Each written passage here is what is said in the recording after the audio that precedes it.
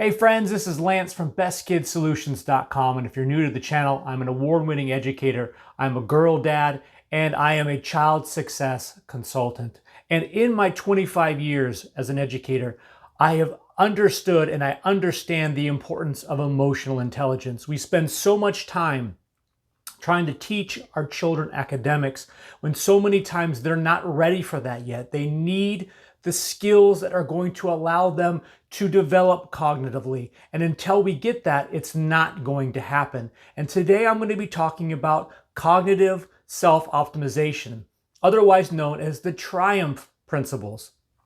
And today we are going to talk about these different principles and how important they are to the child's development, which will allow them then to get to their educational needs that are necessary. But until these basic needs are met, then education will not happen. So let's get right to the first one. Now, emotional intelligence is so very important. It is the foundation of what allows children to be successful. We have self-regulation. We have self-awareness, motivation, social skills, and empathy. And that is the foundation. That is the basics. But today I'm going to be talking to you about an upgraded version of this through my many years of teaching. Those things are a great platform to start from, but we need to start talking about some of these other things. And the very, very first one is temperance. And temperance is very similar to self-regulation. Self-regulation is the starting point for us to be able to get our brains into the right spot. When we're able to be cognitively prepared, then and only then are we able to then move forward in an education setting to be able to learn. But until that happens, we are not ready. So many times we deal with situations that are not of an academic scenario that hinder our learning because our brain is not ready. We talk about to the children and our students that we have two parts of the brain. We have our self-awareness part of our brain, which is very important, but we also have the prefrontal cortex. Prefrontal cortex is the decision-making, the rational thinking part of our brain. And we have the amygdala, or the limbic system part of our brain, the fight or flight. These are the things that are going to help our children understand, because so many times our children's brains are in the amygdala mode. They are in the limbic system, the fight or flight. And when they're in that mode, there is no learning. We talk about this as the barking dog part of the brain. The barking dog is barking so loud at all the dangers around them that they are unable to learn. It's only then when the wise owl is able to come in, that prefrontal cortex, that rational thinking, that then our brain is primed to then start learning, because we're in a mental state that allows that to happen. It's very important for us to teach children to get into that state, whether it be through breathing techniques, cognitive reappraisal. All of these different things are going to make and allow our children to be successful and get the knowledge that they need. The second one is resilience. Resilience is such an important part of our child's development. We are going to go through situations that are going to be hard. I tell my students all the time, the only thing that we know for sure is that in life, there is no givens, but the only thing that we know for sure is that something is going to change. There are going to be resilient scenarios that we need to teach our children, and giving them the opportunity to practice right away. So many times we learn these skills as adults when we've had all this time to practice, and we've sheltered our children and not wanted them to have to deal with risks and the related situations that go with that. But so many times it's that practice of resilience, that perseverance, doing the hard things, the discipline, allowing our children to find structured risk, allowing them to do hard things, to persevere even when they don't want to. Understanding that these are the basic principles that are going to make them a successful adult.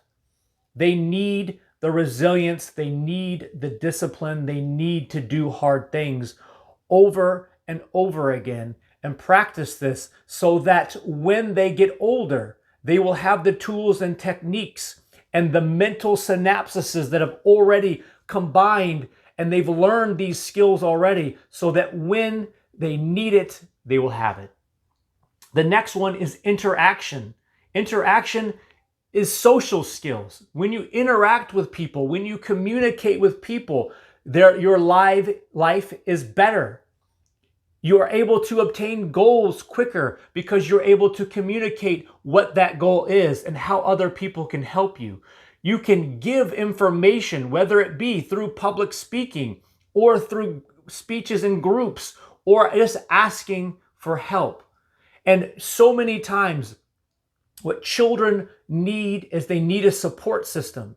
And in this day and age, many times, family is that support system, and for some children, it is not. Those same people that are supposed to be their support system are not there for them. And they need the ability to be able to branch out from what's supposed to be their foundation and into groups that can support them, creating friends, acquaintances, people that they can rely on. And the only way that occurs is if they develop social skills, if they are given the ability and the techniques to make friends, to make acquaintances, to communicate, and to allow them to start building these foundational principles that are going to prop them up when they need somebody to lean on. And that many times is not their family. Many times it's not the people that we automatically think of. And they need that ability to go forth and to create their own foundational system for themselves. And so many times we just believe that, oh, they're kids, they're going to make friends eventually. Oh, they're going to learn to communicate.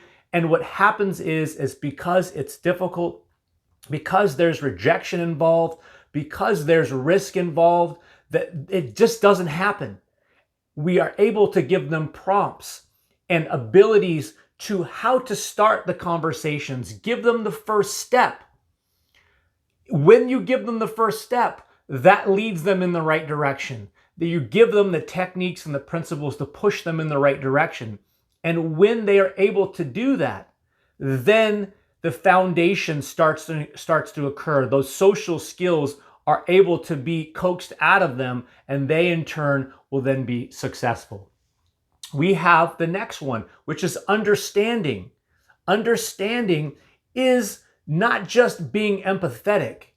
It's about perspective thinking. When we're thinking in another person's perspective, we are not just taking in their emotions, because so many times when we think of empathy, we're thinking of taking on their emotions. And so many times when somebody takes another person's emotions in, it can be a negative experience for them. We want to see how other people are feeling, but when you take it to the next level, which is more of a critical thinking aspect, a perspective, you see somebody's situation from another perspective, from that person's perspective, you're able to negate that negative feeling of emotion, if that's the emotion that they're feeling, and you now see things from a perspective, which in turn is going to allow you to listen to them, allow you to understand where they're coming from. And once you've understood where they're coming from, and you understand how they're walking in their own shoes and you're walking in their shoes, then in turn you can help them.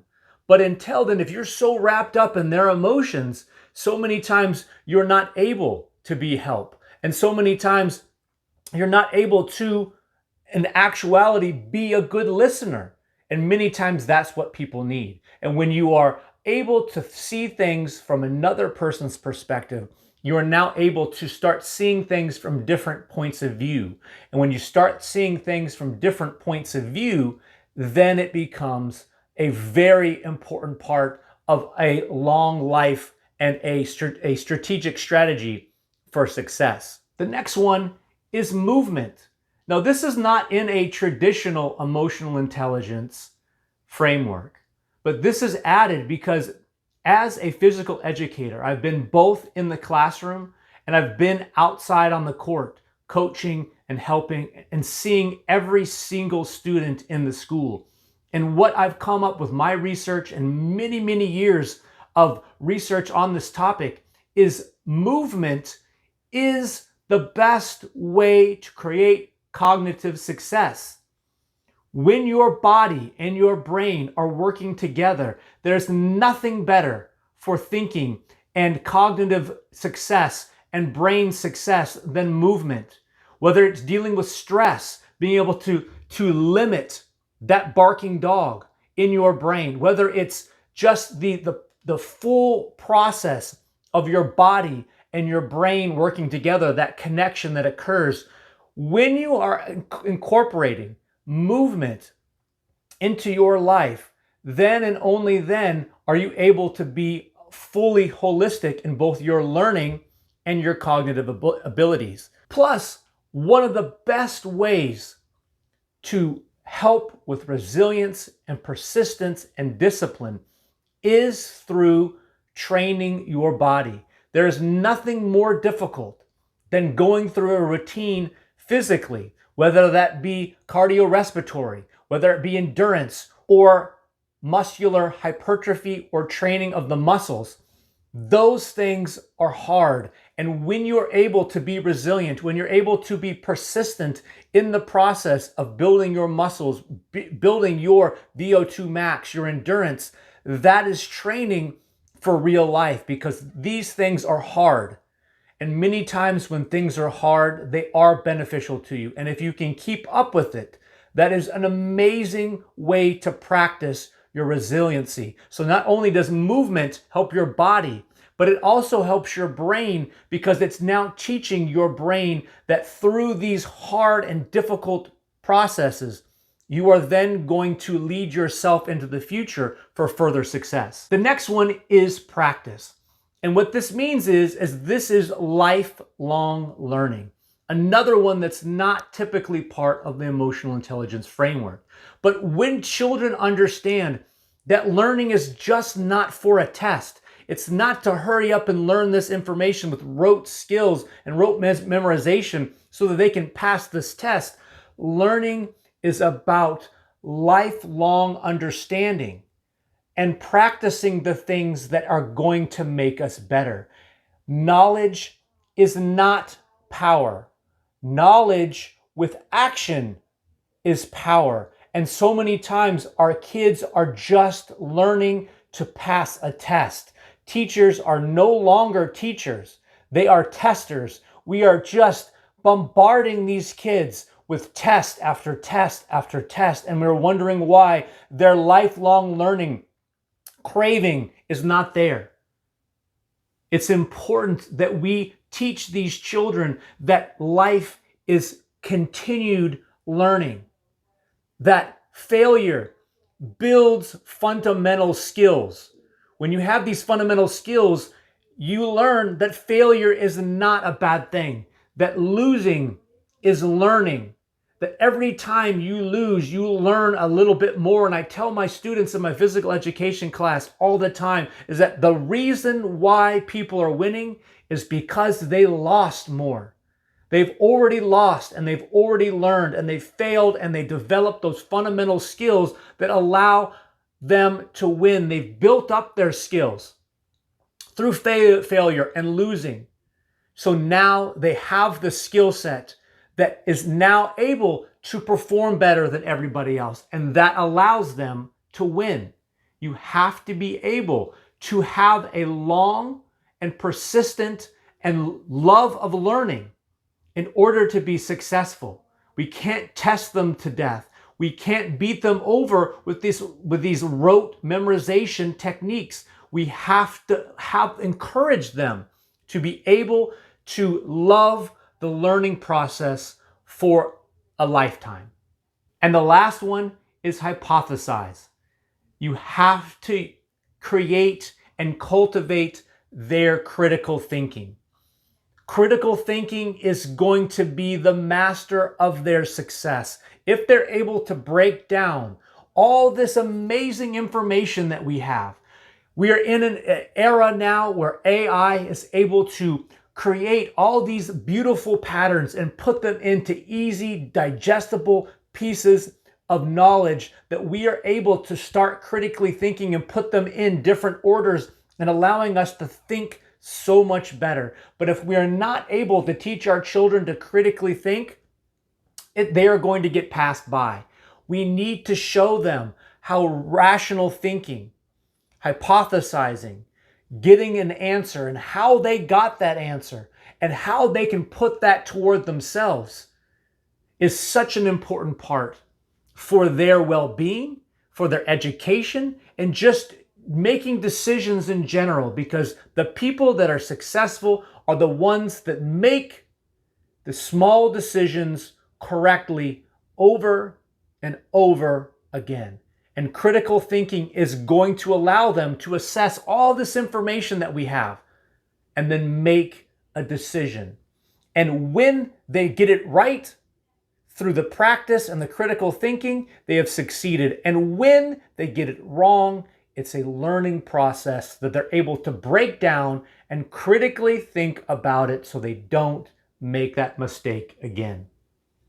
Now, for my people that are really, really paying attention, you might have seen that this spells triumph. The T for temperance, the self-regulation that is necessary for our kids. The R for the resilience, the persistence, the being able to be disciplined. We have the I, the interaction, the communication. We have U, the understanding and the perspective thinking. Not only being empathetic, but seeing things from a perspective view, from somebody else's perspective that allows them to critically help and listen. The M, the movement, the being able to create that mind-body connection and allow all these wonderful principles for movement and sports to be the case. The P, which is going to be practice. When you are practice and developing the lifelong love of learning, the only thing they can be is successful. And the H is the hypothesizing, the critical thinking. Each of these spells triumph. We want our children to triumph. It's more than just an acronym. It's a way of thinking so that our children can be successful.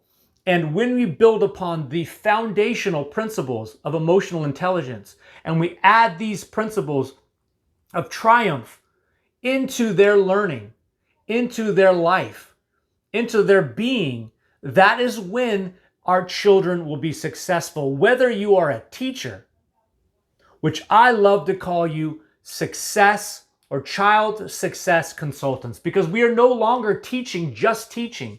If we could just lay out a lesson plan and teach, that's a totally different thing. But teachers are no longer teachers. They're testers. They're guidance counselors. They're referees. They are everything that you can think of. We don't just teach.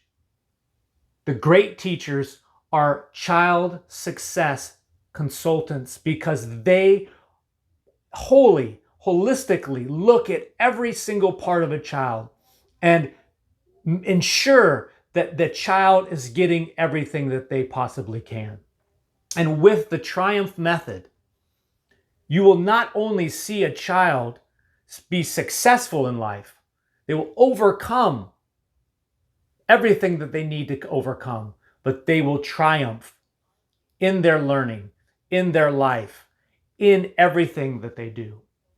My friends, if you got some information out of this that really was helpful, please like and subscribe. Please help us show this to every person possible.